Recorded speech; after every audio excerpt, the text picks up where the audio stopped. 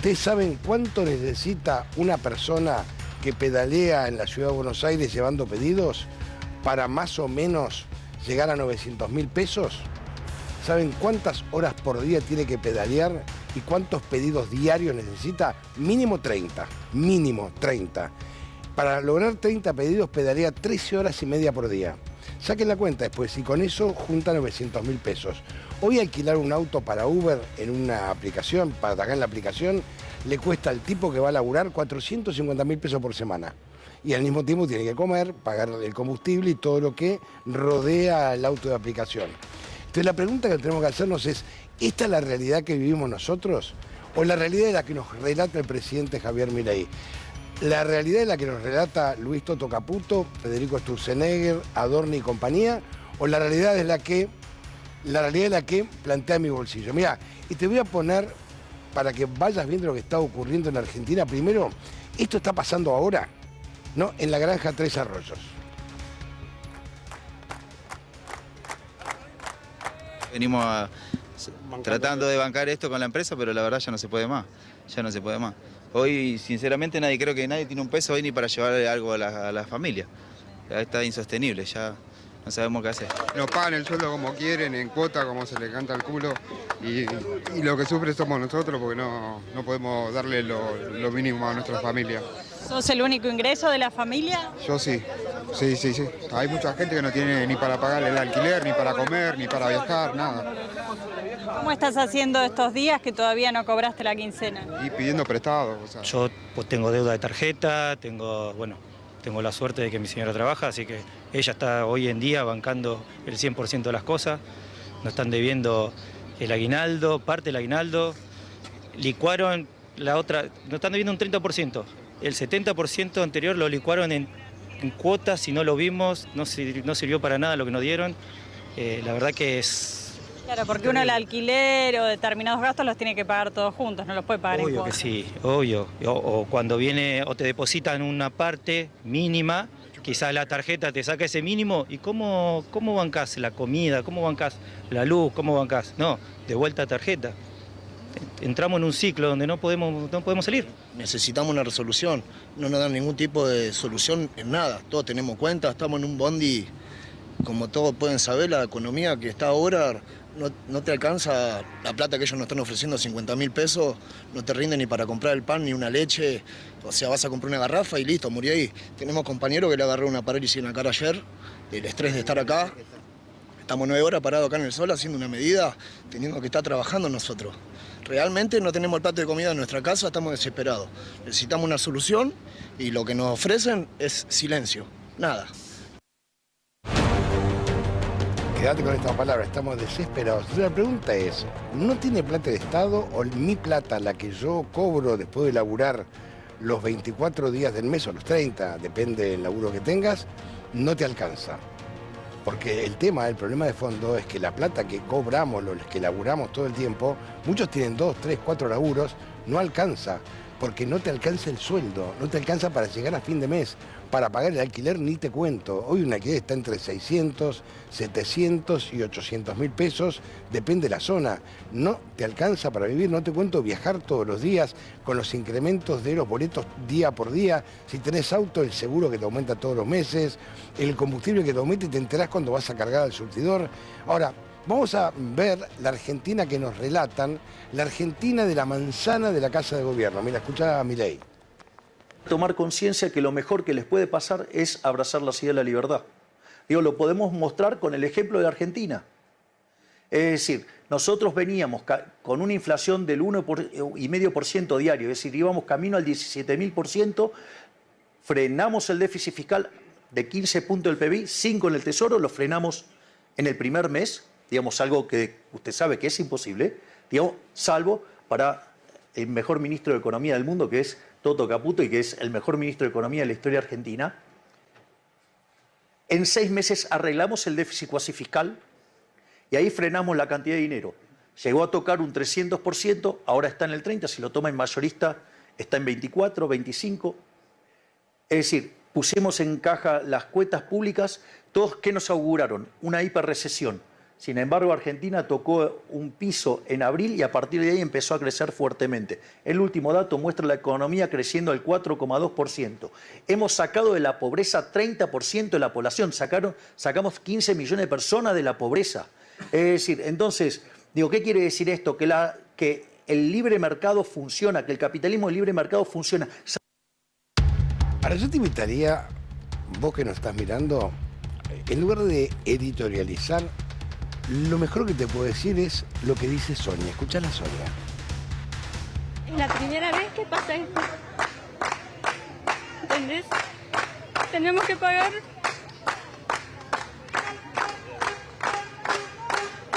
¿Tenés familia a cargo, Sonia?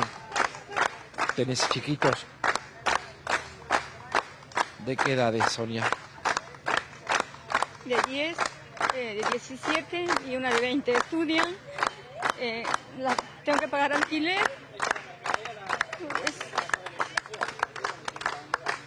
Es imposible. ¿Estás sola o tenés tu marido que te ayuda?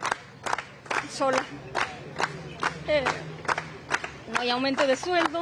Todos los meses sube todo, el alquiler, los servicios. Y ahora nos hacen esto. No se puede. ¿Cuántas horas trabaja Sonia? 9. 9 horas. O sea, no te da para tener otro trabajo. No me da. De 6 a 3 hasta llegar a casa, tengo los chicos. Aparte, ¿en qué horario voy a estar? Aparte, no hay trabajo, no se consigue trabajo, ¿entendés? El contexto también, ¿no, Sonia? Si te quedás sin trabajo acá, ¿qué haces? Eso es el tema, por eso no arriesgo dejar este trabajo e irme a otro lado porque tampoco hay trabajo. La verdad, este mes, mira, la luz me vino el doble del mes pasado.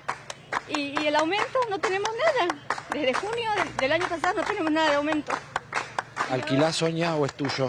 Alquilo. Vivo en un lugar chiquito porque no me alcanza para alquilar un lugar cómodo. ¿Cuánto pagas de alquiler, Sonia? Pago 200, 300 con más los servicios. O sea, te quedan 300.000 pesos libres. Vivo incómodamente con mis hijos porque no me da para vivir a otro lado, ¿viste? Y nada, y acá desde hace un año casi estamos ganando lo mismo, no hay aumento. El año pasado nos aumentaron en 1%. Viático, desde que ascendió este gobierno, la verdad que yo lo odio, nos dan 2.000 pesos de viático cada 15 días. 2.000 pesos, ¿para qué te alcanza? Le pagan 2.000 pesos de viático cada 15 días. Cada 15 días. Antes nos pagaban. Un boleto vale casi 1.000 pesos. Ahora producción no nos pagan. También bajó muchísimo el trabajo en muchos sectores. Están sin trabajo, no hay laburo. Pero yo siempre dije, el dueño de la empresa siempre nos ha pagado puntual, pero ahora es muy difícil. Estamos muy mal, la verdad te digo. A mí al menos me afecta mucho.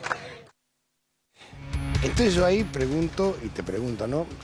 ¿Qué pensará Sonia cuando escucha a Milei hablar de las bondades del plan económico, de vivir en libertad? ¿Qué pensará Sonia? ¿Saben cuánto cobra Sonia? 600.000 pesos. 600.000 pesos. Labura 9 horas por día. 9 horas por día. Había un compañero de Sonia que hablaba esta mañana también, nos contaba a nosotros, que él tiene 15 años de antigüedad, labura 9 horas por día y ¿saben cuánto gana? 800.000 pesos. Entonces, ¿esta es la economía real o esta es la realidad de la Argentina? Es la realidad del salario, para lo que te alcanza el salario. Estamos hablando de gente que tiene un laburo en blanco, trabajo en blanco y cobra 600.000 pesos y paga 300.000 de alquiler. Pero mientras tanto, escuchá la Argentina relatada, mirá. Cuando usted abre la economía, ¿sí?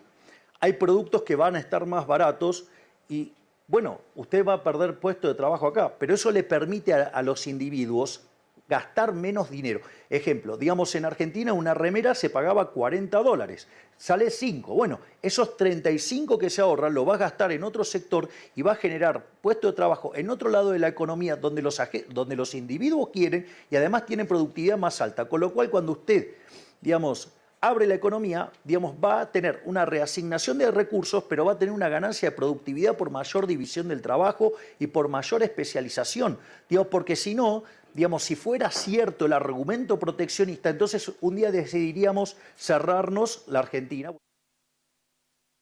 Estos son los argumentos estrafalarios de una persona que es, digamos, muy doméstica, muy local, que no tiene ni idea de lo que pasa en el mundo, no tiene idea de cómo funciona el sector público, cuál es el rol del Estado, porque él lo dijo varias veces, y ahí sí es cierto, y ahí cumplió su promesa, él odia al Estado, entonces no tiene idea de cómo vivimos los comunes. Un presidente no gasta plata, y él cree que el mundo vive igual. El presidente le paga todo el Estado, todo, absolutamente todo. Él ahora argumenta que se fue a vivir a la casa de herramientas, a la casa de gobierno, cosa que a nadie le consta, yo invitaría a todos los medios a que lo graben, pero la realidad es que es el desconocimiento más absoluto de la realidad que vivimos todos nosotros y la disociación absoluta de la argentinidad, del laburo. Si no, mirá, este es un frigorífico que se llama Euro. Mirá, vamos a ingresar al frigorífico. Trabajaba, mirá cómo está, ¿no? Vas a ingresar, está vacío. En su interior viven familias, lavan autos, venden empanadas, venden lo que pueden para sobrevivir. Vas a ver que hay camastros.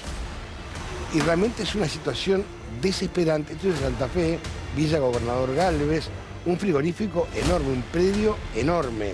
Ingresan rateros. Estas son las oficinas, mirá, ahí tenés las camas de las personas que están viviendo ahí porque no pueden pagar un alquiler. Los dueños se fueron y lo dejaron en banda. Pero escuchémoslos, que digamos que es mucho más interesante que escuchar a mí. Escucharlos a ellos.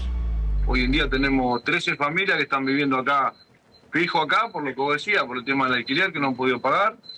Y después, bueno, tenemos familias que le han cortado la luz por no poder pagar. Y después, bueno, algunos que no están acá y también, que no están viviendo acá, pero también le han cortado algunos servicios también. La situación es recontra complicada. Hoy hace 71 días que la gente está viviendo acá, que estamos acá, digamos. Durante el día por ahí salen a hacer alguna changa o algo y después a la tarde-noche vuelven. Walter, ¿vos hace cuánto trabajás en el frigorífico de Euro? 23 años. 23 años. ¿Y qué pasó? Mira, en el año 2019 los dueños de acá, que era la familia Lequio de toda la vida, una empresa hasta ese momento de 20 años, se asocian con la familia Salimey, que son de ahí de Buenos Aires. Guillermo Salimey y Nicolás Salimey.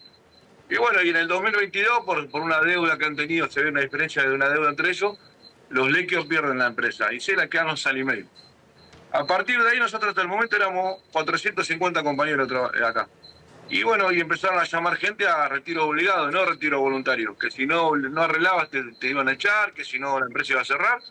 Y bueno, terminaban acordando hasta en 12 cuotas, un acuerdo que nunca cumplieron tampoco, porque hay muchos compañeros a los cuales no le han pagado tampoco los acuerdos eso. Y lo que fue de octubre, eso fue durante el año 25, y de enero a agosto. Ahí se fueron 300 compañeros. Y de agosto en adelante quedamos 150 acá. Sí. Los cuales ahora es el mes de octubre que no nos pagan los sueldos y no nos han pagado aguinaldo tampoco. Claro. Se han ido directamente, no han dado la mala cara, no los vemos, no sabemos nada de eso. Claro, los dueños no aparecen. No aparecieron más. Salimey es un apellido histórico en la economía argentina, fue ministro de Economía, un Salimey. ¿Ustedes se acuerdan de Sacetru, la empresa más grande de alimentos que había en Argentina? Eran Salimey, Seitún y Truco. ¿No? Salimey encabezaba la empresa quebró y dejó en la calle cantidad. ¿Y saben cuándo fue el quiebre de esta empresa? Miren qué casualidad. ¿Saben quién gobernaba? Videla. ¿Y quién era ministro de Economía? Martínez Dios. ¿No? ¿Y saben cuántas empresas de alimentos fueron cerrando en los 90 y cuántas otras cerraron por esta idea económica de abrir las importaciones y terminar con la industria? ¿Saben a cuánto creció la desocupación en la Argentina durante los 90 al 30%? Y terminó en el 2001. Y hoy estamos hablando que va creciendo cada vez más la desocupación. Y si no me crees, mira, Infobae. Vamos a mostrar. General Motors frenará su producción una semana por mes y activa suspensiones en su planta de Santa Fe. Confirmó que durante 2026 mantendrá paradas mensuales y un esquema de suspensiones con pago parcial de salarios en su fábrica de Alvear. Se habla de un pago del 75% en los salarios. Mira más, vamos a ver otro. Verónica, el gigante lácteo, frenó todas sus plantas, suma casi 4.000 cheques sin fondos y empleados toman instalaciones. La compañía santafesina atraviesa un parate operativo completo y acumula una copiosa deuda de salarios. Además deben millones a sus proveedores. Mira, esta es la asamblea, mira. Esta es parte de la asamblea, la estamos viendo ahora.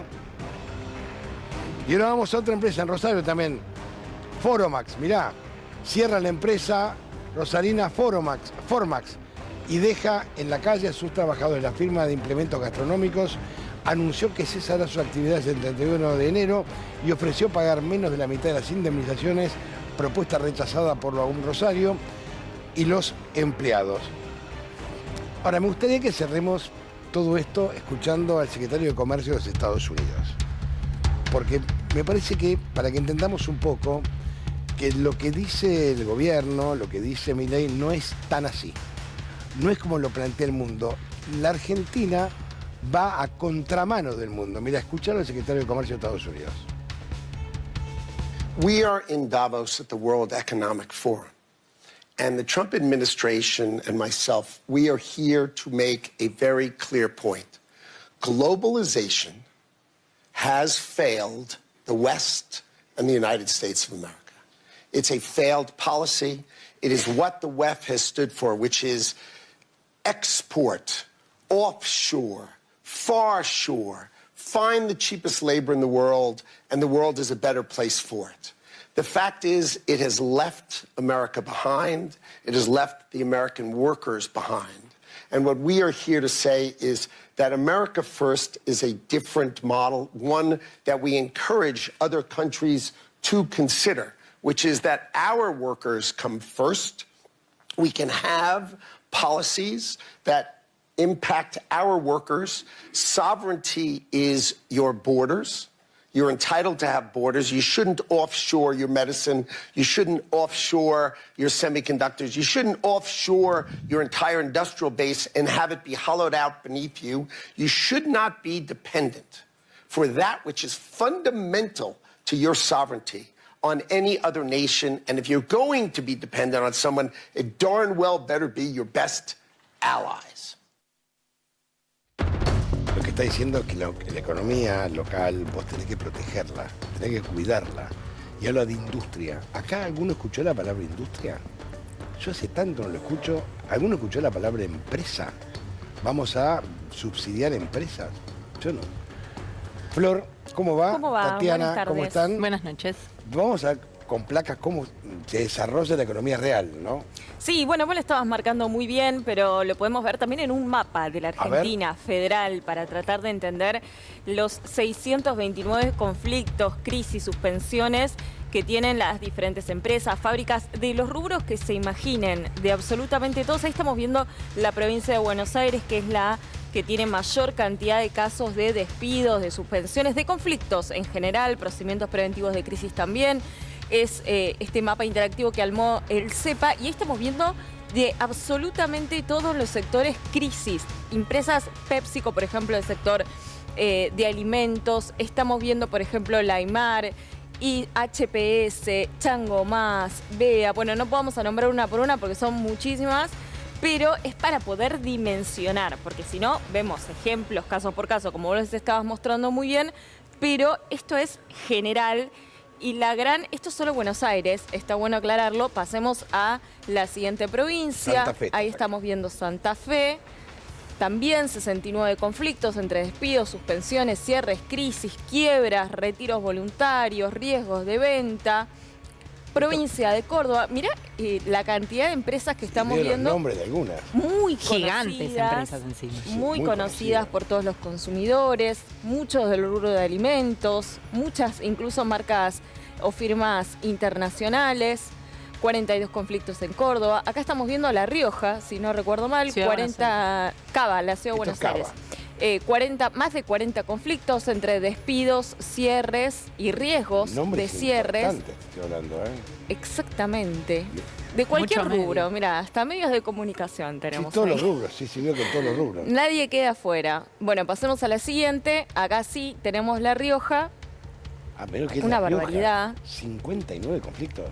Exactamente. Y marcas muy conocidas. Sí, estoy viendo. Carter, Giorgalo, Puma. Bueno, esta es la realidad. Es la realidad de cómo está hoy la situación. Hoy publicó INDEC un informe muy interesante sobre las perspectivas en el sector industrial manufacturero y le preguntan a las empresas ¿Cuál es su principal limitación para que crezca la producción, básicamente? Pues es la única manera de que haya más empleo. Y la respuesta de más del 52,3% es una demanda interna insuficiente. Claro, no hay consumo. No hay consumo, no hay salario. Hoy salieron los datos de salarios oficiales de INDEC. El salario total registrado está en su poder de compra 6% por debajo de noviembre del 2023. Es bastante dispar entre lo que sucede con el registrado del sector público, que está 15,5% abajo, y el registrado privado, que está 1,2% abajo. Y ahí también tenés mucha heterogeneidad, porque es un promedio dentro del cual tenés los que tienen mejores capacidades de negociación en la paritaria, en los convenios colectivos, y los que no, y están con un salario básico bastante más bajo. Pero bueno, es la realidad de un salario que no termina de crecer, y eso implica menos demanda, menos consumo interno, y es una de las principales preocupaciones de la empresa. La segunda es la competencia de productos importados, está en el 11,4%. Entonces, esos dos te explican la principal preocupación histórica de las empresas, que ¿cuál era antes? La carga impositiva. Sí, ahora no cambió. Históricamente era la carga impositiva. Ahora la competencia. Bueno, ahora es una competencia que además, lo escuchábamos al presidente de la Nación en la entrevista con Bloomberg, es poco estratégica. Porque uno podría pensar que, bueno, quizás había determinados sectores en donde uno puede analizar si era conveniente, si era necesario avanzar en una apertura para que genere un poquito más de competencia en determinados productos, en determinados precios. El tema es cuando se hace de manera irracional, de manera poco gradual. Entonces, no le das tiempo a que se puedan adaptar a las nuevas condiciones y a la competencia con otros países, que hoy prácticamente todos los países del mundo están poniendo algún tipo de protección, claro, porque es muy difícil la escala que tienen los países asiáticos, sobre todo, competir con esas escalas. Así que bueno, es una realidad compleja, y el amortiguador, porque si vemos la tasa de desocupación, tercer trimestre, que es el último dato oficial que tenemos del 25 contra el 24, no varió tanto. Entonces uno se podría pensar, ¿por qué sucede esto? Bueno, hay un amortiguador, y es la informalidad. A ver. Eso es lo que está permitiendo que no crezca tanto la tasa de desocupación. Les doy, por ejemplo, algunos números, los vamos a repasar, están en las placas con ustedes. Ahí vamos a ver las placas. Si no, bueno, si no los contamos, pero básicamente el privado registrado, desde que asumió el gobierno de Javier Milei, se perdieron 235.378 puestos de trabajo. Bueno, ahí estamos viendo el total, más de 22 millones. 11 millones son de empleos registrados. Es decir, tienen un salario y están en blanco. Ahora, miren los asalariados no registrados, es decir, perciben un salario, pero no tienen todos los derechos que tiene un trabajador que está en blanco, licencias, vacaciones pagas, entre otras cosas. Son más de 5 millones, 5.669.000. Y acá aparece la gran estrella, los protagonistas de esta nueva etapa, que es el cuentapropista. Casi 6 millones de cuentapropistas hay en este momento, es decir, si sumamos los no registrados y los cuentapropistas, son más que los laburantes registrados. Esto es interesante también para marcar y repensar el mercado laboral. Ya no es el que estábamos históricamente acostumbrados. También es una, me parece, de las banderas que debería tomar en cuenta las centrales sindicales, que hoy la gran mayoría de los laburantes no están registrados, y gran parte se generó, esto viene sucediendo, hay que reconocerlo, hace mucho tiempo, no es algo que esté ocurriendo ahora, pero particularmente ahora, desde que asumió el gobierno de Javier Milei, el laburo registrado, el trabajo registrado, se destruyeron 235.000 puestos. Pero se crearon más de... ¿Incluye el Estado? Esto incluye al Estado y al sector privado. Pero se crearon más de 400.000 nuevos cuentapropistas. Ahí tenés de todo. Tenés el monotributo, pero también tenés el que hace changa, que es el que más está creciendo. Es decir, el que hace, qué sé yo, comida en la casa para salir a vender, el que se las arregla como puede, digamos, ese es el que más está creciendo. Bueno, ese quizás tiene un monotributo, pero digamos, en términos generales, es hoy lo que está generando un amortiguador para que la tasa de desocupación no sea mayor. Y está Pablo Manzanelli, que es economista, al mismo tiempo sociólogo, trabaja en CONICET. Pablo, ¿cómo te va? ¿Qué tal? ¿Cómo andan? Estamos comparando la Argentina disociada de Milei con la Argentina real. Estamos viendo que hoy la preocupación que tiene un laburante es no perder el empleo. Y esto te genera internamente un problemón porque te perdés la fuerza. Sí, sí, es dramático lo que está viviendo es un drama, si no la quiero usar sociedad la palabra. argentina. Tenemos una actividad económica que está estancada, todo este año estuvo estancada. Pensemos que desde que asumió Milei hubo un momento en el que la economía se fue al tacho, que fue al principio, después de la devaluación que hizo, no sé si recuerdan, pero enero, sí. Una caída enorme en diciembre de 2023 y después el primer semestre de 2024 fue una caída enorme. Después recuperó la actividad, pero fíjense, quedémonos con esta foto, cuando se recupera la actividad se recupera a los niveles un poquito más altos de lo de noviembre de 2023. Bueno, desde ahí la economía está estancada. Y está estancada de una forma en la que el perfil, la composición de ese estancamiento es muy desigual y afecta principalmente la calidad del empleo, esto que están hablando antes. Porque los sectores que caen son los sectores que más generan empleo y empleo asalariado registrado, como la industria, que perdió 60.000 puestos de trabajo desde que empezó el gobierno de Milei y que cayó muy fuerte, la construcción, el comercio, bueno, actividades muy trabajo intensivas que se ven afectados. O sea, esas actividades no están estancadas, están en franca caída, tuvieron algunos momentos de recuperación, pero sobre todo en una caída muy, muy vertiginosa que, bueno, lleva a que la industria, por ejemplo, tenga una caída de 8 puntos, 8% desde que empezó Milei, cuando ya en el gobierno de Macri se había caído muy fuerte. La economía, desde el punto de vista de la producción industrial, que es el corazón de un sistema productivo, está muy afectado ya hace varios años y esto termina de generar eso. Y las actividades que crecen son actividades que no generan empleo, como el sector de la minería, el sector agropecuario, la energía, digamos, son actividades primarias que están teniendo, obviamente, en el marco de vaca muerta y de crecimiento de los precios internacionales de los minerales, están teniendo un crecimiento importante, pero generan 0 empleo.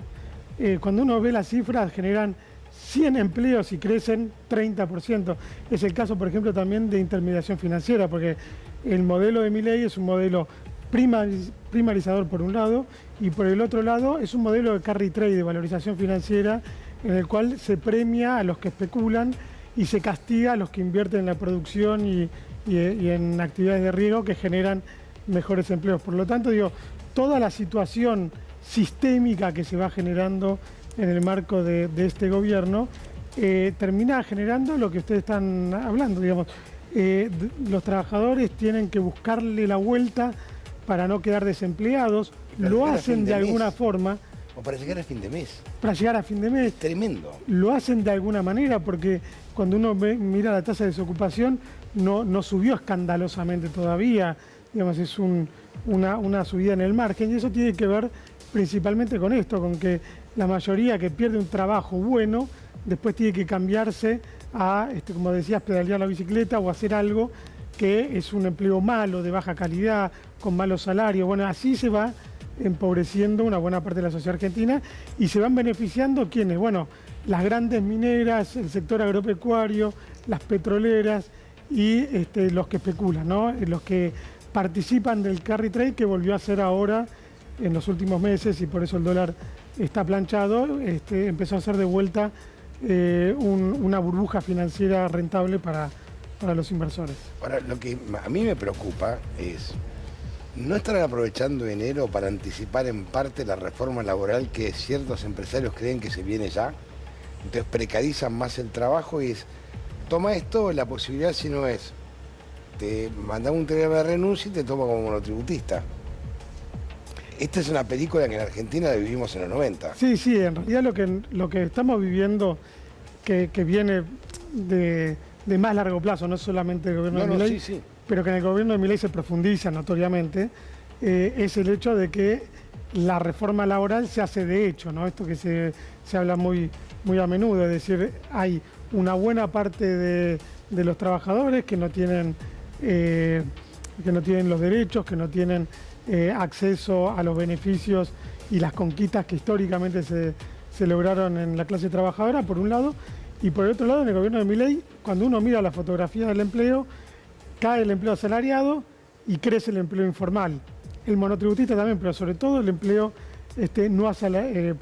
asalariado no registrado, es decir, lo que llamamos empleo negro habitualmente, que eso es lo que tiende a crecer. Bueno, eso probablemente en un futuro, quizás, o quizás ni siquiera, la reforma laboral genere las condiciones para que vuelvan a ser empleados, pero ya legalizando esa situación de falta de derechos. Ahora, yo creo que las reformas laborales, como vos decías, hacías referencia a la década del 90, siempre que se hicieron reformas laborales, porque es mentira que en Argentina no se han hecho y muy fuerte en la década del 90, se han hecho en parte en el gobierno de Macri, que obviamente no pudo avanzar todo lo que quería, pero hizo algunas reformas importantes, y en la misma ley bases de Milei hay una reforma laboral también.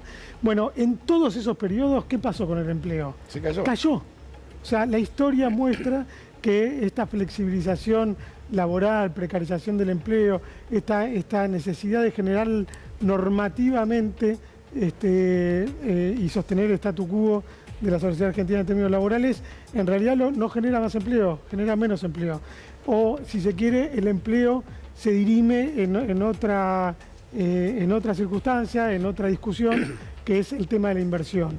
Y en el tema de la inversión también juega la composición y lo que decíamos antes del modelo. Si es un modelo que prioriza la inversión en sectores que no son trabajo intensivos, que son de extracción de bienes primarios y su exportación, en realidad la economía argentina tiene pocas chances de generar un escenario de crecimiento del empleo. Si se prioriza la producción, la industria, la construcción y se pone ahí el eje, es decir, se intenta generar las condiciones para que haya rentabilidad e inversión en esos sectores, es más probable que eso ocurra, como ocurrió durante los gobiernos kirchneristas, como ocurrió en una medida inferior, pero también en los 2 años que tuvo crecimiento de Frente de Todos. Pablo, pienso y en algunos informes que publicaron tanto consultoras nacionales como también organismos internacionales que hablan de una economía que este año podría crecer entre el 4, 4,5, algunos siendo muy optimistas, y considerando lo que vos nos estás contando, ¿puede motorizar ese crecimiento el agro, minería y energía? ¿O se necesita también de consumo privado, de inversión? Cosas que hasta el momento no están creciendo, por lo menos como se esperaban. No, sí, para lograr esa tasa de crecimiento, además ahora estamos hablando no de una comparación con 2024, porque esas mismas consultoras hablaban en 2024 que se iba a crecer 6% por encima y terminó, va a terminar abajo de eso, un 4% probablemente. Ahora, para este año, que ya compara con 2025, que recuperó algo de esa caída fuerte que habíamos hablado del primer semestre de 2024, bueno, se requiere que haya un derrame en sus propios términos de la actividad económica en otros sectores y principalmente también, como decías, en el consumo, porque Argentina tiene un nivel de consumo muy elevado y cuando se abre el comercio, como lo hace este gobierno, lo que termina pasando es no que crece la economía, porque las exportaciones crecen, pero se ven limitadas porque lo que más crece son las importaciones. En general, siempre en los momentos de apertura económica, las exportaciones, que es uno de los factores que podría motorizar el crecimiento de la economía, aun cuando no haya consumo y bajos salarios, eso no termina ocurriendo porque, bueno, en el mundo no se hace lo que hace Milei. Es decir, en este mundo donde Estados Unidos está cambiando la regla de juego, donde hay un cierre de las economías, suben los aranceles, se protegen, el único que sale a plantear el libre comercio es el gobierno argentino y lo que ocurre es que lo que va a pasar es que las importaciones van a ser superiores a las exportaciones y por lo tanto lo que se llama en economía las exportaciones netas van a caer. Si el consumo no repunta, y eso no parece ser el punto central que vaya a empujar este gobierno, para nada, bueno, yo no veo esa situación de crecimiento económico que plantea el presupuesto de esas consultoras. Pablo, gracias. Gracias a ustedes. Y nos vamos en vivo a Bariloche, está allí Lua Veloz, perdón, al Monzón.